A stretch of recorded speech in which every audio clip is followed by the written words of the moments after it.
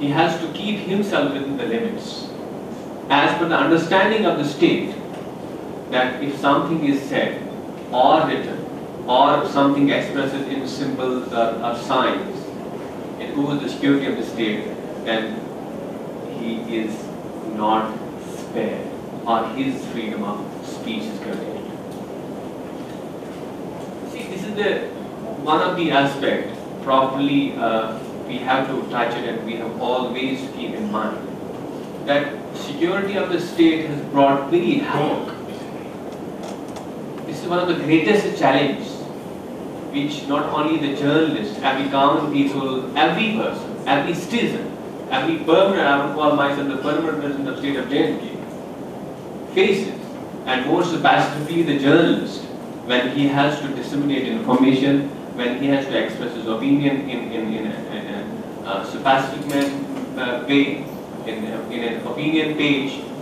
So that time this is a very conflicting one. On the one hand, we guarantee certain rights, but at the same time there is a curtailment. So when we talk about the curtailments of rights, so it is, now let me refer that we have the Constitution which talks about the fundamental rights and the fundamental freedoms, and it's not only which is provided in the Constitution of India. There is an agreement on the point that there are certain human rights. Human rights, Declaration of Human Rights, Covenants on Civil and Political Rights, which are very basic. It's a very agreeable point that whether something is written or not written, whether something is provided in the Constitution or not, certain rights are inherited by the people. Certain rights are inherited by the human beings by very existence. So this freedom of speech and freedom of expression, and which more specifically now comes in the form of publications, in the form of issue, release of journals and newspapers and all that. The state, as such, has devised certain techniques or certain laws have been enacted, which all the time have been very abused. Now, as a student of law, I understand that the creation of the law is for the social upliftment. Creation of the law is for the economic upliftment. The giving of the fundamental rights is to make the human being, to develop the human beings to the fullest extent in all spheres of the life. But laws are devised now by the state in such a way so that the most of the freedoms are curtailed. There is a more restriction on the liberty of the people, and the state becomes more authoritarian. See, we have seen the state of Jammu and Kashmir. It is troubled, unresolved issue since 1947, and with the emergence of the armored struggle, and now the armored resistance is lowest ever. But people are demanding that there has to be certain rights have to be given to them. And when the media acts as a facilitator, dissemination of the information, what the people have in their mind and what the people demand. But the curtailment of the laws is such, the existence of the laws is such that this basic freedom is curtailed.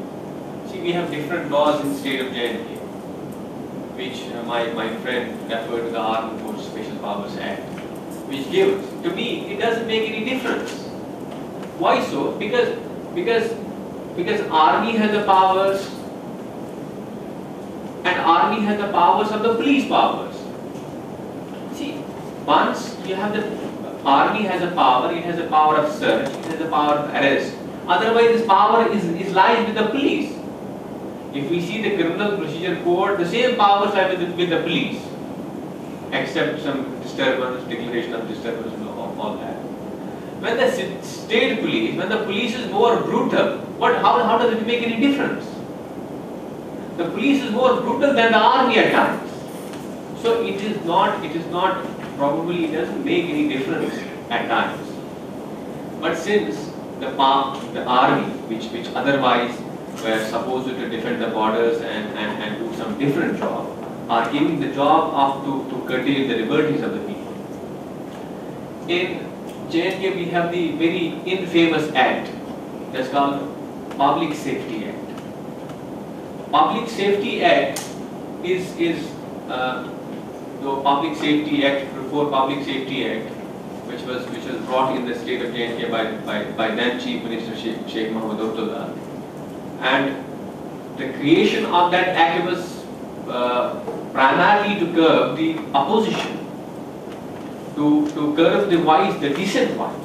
But now systematically and with the passage of time, this has been used against the people, not only against the people, but against the media persons. It has been used against the journalists. It has been used against the person who disseminates information. That your activities, that your dissemination of the information, your news reporters are not suitable to the concept of the security of the state. And that's why the people are, in the name of the security of the state or in the name of the public order, are put behind bars. And most worst part of it is that it is a without trial. Public Safety Act Section 8, which I'll refer, though I would not put this section because it would make it a little bit boring in here. Section 8 of the Public Safety Act talks about that the person, a citizen and non-citizen, can be detained by the district magistrate or by the divisional commissioner or by the orders of the government if he is found to be involved in the activities of disturbing public order and the security of the state. Now, there is all the time when the people are detained without trial, because this whole thing is unheard of judicial system or justice delivery system.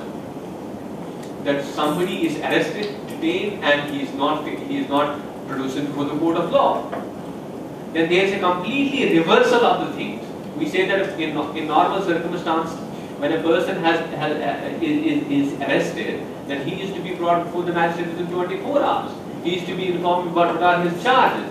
But in case of a preventive law, in case of a Public Safety Act, any person, irrespective whether it's a journalist or not a journalist, but journalists or the people who are associated with it are more vulnerable, because they have to keep in this mind that whether if I write something, if I disseminate some information, that it may violate the what the state believes is the public order or the security of the state.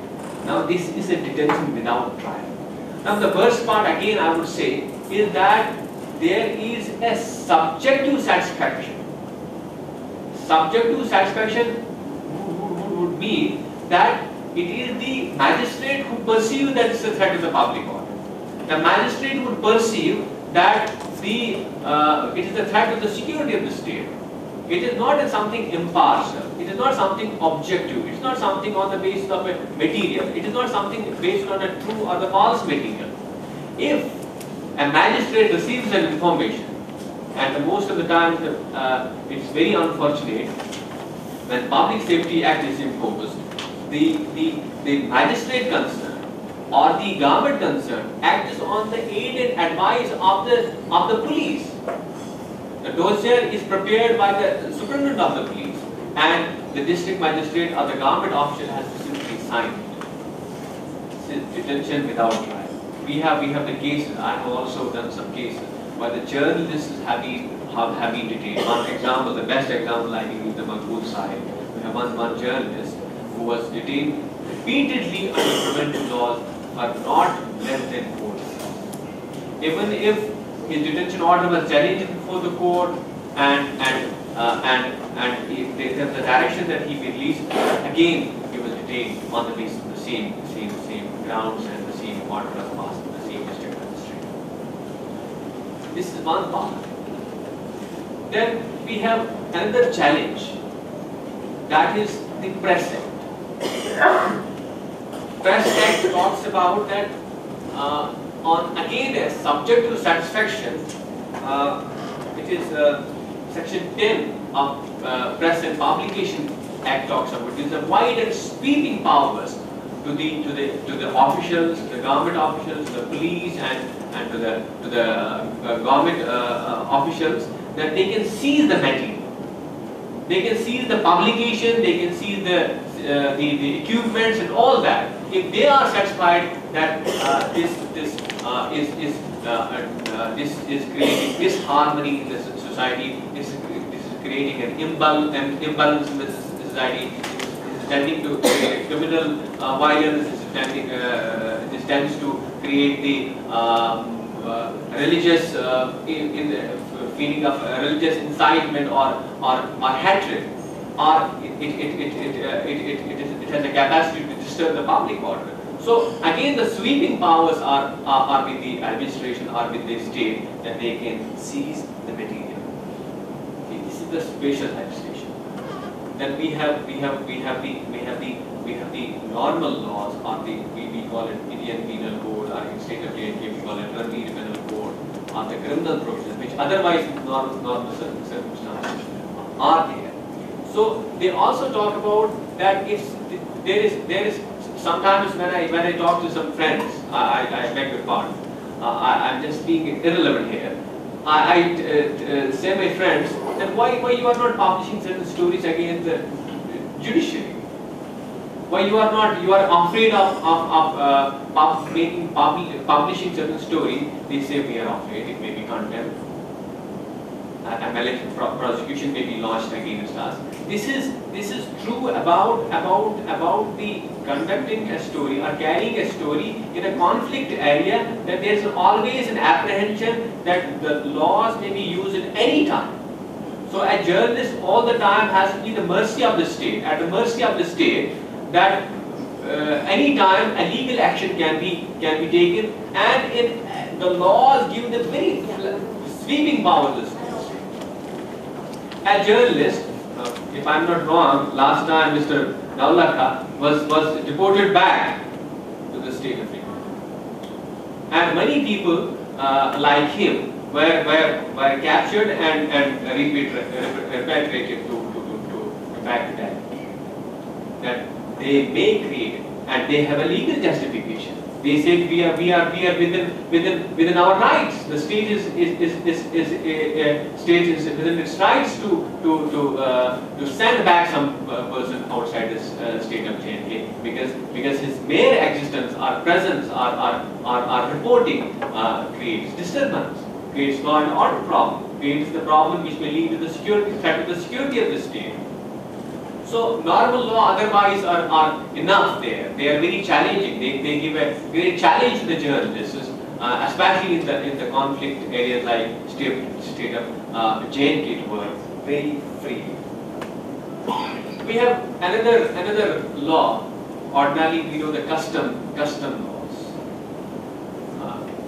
where on the ports, airports, or any where there the state authority, the police and the custom officers have certain duties. But with regard to, again, the government is empowered to seize the material. Is government under custom law is empowered to seize the newspapers. We have most of the time certain reports that this newspaper circulation has been stopped. We have most of the times here in the state of J&K that today's Greater Kashmir, today's newspaper, this newspaper, all copies were seized. Now what is this? Is it not an abuse of power? Is it not the abuse of law? Is it not the abuse of freedom of press? Is it not the abuse of freedom of expression? What is it? All the copies, even the news authors, they are detained.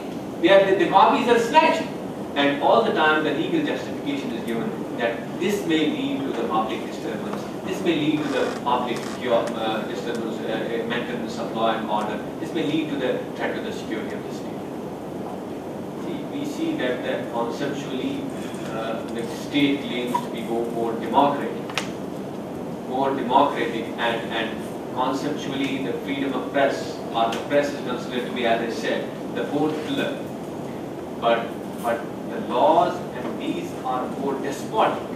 They are devised in such a manner so that the freedom of speech and press and all of these are curtailed, and especially in the state of jail. See, we have a number of incidents. I have some statistics with me that the journalists, the media people have had a lot of suffering, lot of challenge, and all the time there is a threat of life. There is a threat of life and liberty. We see that this Yusuf Jamil, he was thrice attacked. There were 3 grenade attacks by unidentified people, and resultantly one journalist, a photojournalist, Mushtaq Ahmed, he died. He died in the incident. We have one more, that Muhammad Shaban Wakil, he was the editor of Al Safa. He was killed. Maybe his news reporting or his publication was not favorable. We have many incidents. We have Zafar Mehraj, very senior journalist. He was attacked many times. He has received bullets, and he was in a trauma for almost 2 years. We have another activist. He was associated somehow with the media. Asia Jilani, who lost her life in an IED. We have Parvaz Sultan. He was a journalist. He was killed. We have many incidents where even the journalists, even the media persons were kept hostage. We have one incident that took place in Islam, Anantnag, that a press conference was called by a renegade, a militant sponsored by the Salvajuna, the militant sponsored by the government of India, then army. He called a press conference, and in the press conference he kept all the hostage, all the journalists hostage for some time. So this is the atmosphere. This is the circumstance. We have another very strange incident. A local journalist, his name was Ghulam Rasul Azad. He was editor of Muzaffarabad Times. He reported, we had one person, his name was Papa Kashtawadi. He was also a renegade. He was a government-sponsored militant. He had brutalized. He was very brutal. He has killed many people, and he is presently facing detention. He is arrested. So when that person, Ghulam Rasul Azad, reported to the police that he is harassing people, he is killing people, but secondly, he was also killed. Not only he, but his son was also killed. So these are some of the incidents, the factual narration and the incidents where the media people, whether they are directly or indirectly associated with the press, they face these challenges. They are placed in a difficult situation. And as a claim made that the journalism, the media, the press, print media, this is the 4th pillar of the democracy, but it's no longer.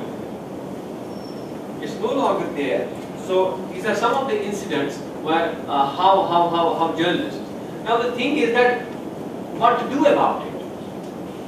Somebody made a very good observation that you have to be very fair, in a sense that whether you want to be, whether you take a decision, you have to report in the conflict or not. Choice is ours. Choice is ours. Let's report sports, let's report fashion. Choice is ours. But the thing is that when this choice is made in favor of the reporting sports or cricket or fashion or movies or something, but we cannot leave the people at their mercy. Somebody has to take this initiative. Somebody has to be there who will report for the people, who will report the fair reporting, who will tell the story of the people to the whole world that what's happening, at least his own people, that what the state is doing to us. Somebody has to take this initiative, and he has a risk of life all the time.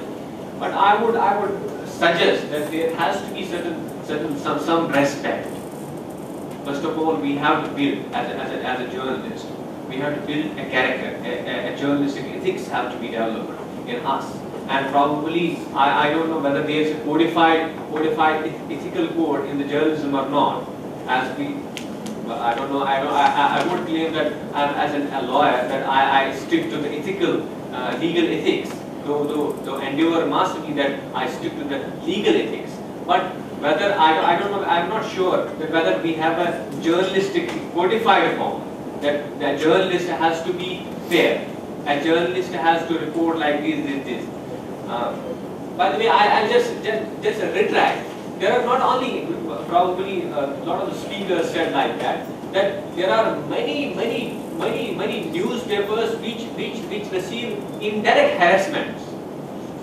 We have the freedom of press, but freedom of press, a newspaper has all the time rely on certain advertisements from the state. But this giving of the advertisement is so unfair, and this is at times unscrupulously used by the state to curb and curtail the freedom of the press. So we don't have any law which provides that uniformly these advertisements has to be distributed. Now, if a newspaper has to flourish, or if newspaper has to, with the salary which it employs, it has to be a little bit biased, or it has to compromise on certain issues, and that does happen. So we don't have this is probably another challenge with the media, a legal challenge with the media people and the journalists, or newspaper editors, proprietors, and the publishers face that they have the unfair advertisement on the part of the state. And we have one newspaper, Kashmir Monitor. In their estimation, they had a fair reporting of what happened in 2008 and 2009, that land row and that agitation, that intifada against the government of India in Kashmir. Now the state is saying that you apologize for those reports. Then and only we can use the advertisement. Then we can give money to you people. But he said, no, I won't compromise. But certainly what is happening is that newspaper is suffering. That newspaper is economically getting weak and weak. Now what is it actually? It is a curtailment of the freedom, not directly, but indirectly. And this is what in legal terms we call it the culpable exercise of the power. So the intention and the purpose is to curb the liberty. So I was referring to that if we have a journalistic code, ethical code, it will probably bind all the journalists somehow. That at least maybe we cannot go negative and positive. We can stick somewhere. There can be certain deviations at times, even if it's a biased reporting. But if if I am allowed to take the words of Mr. Gautam, that even if it's a bias, but we have to keep certain ethics, certain standards in the mind. There is a Supreme Court judgment which talks about that the name of a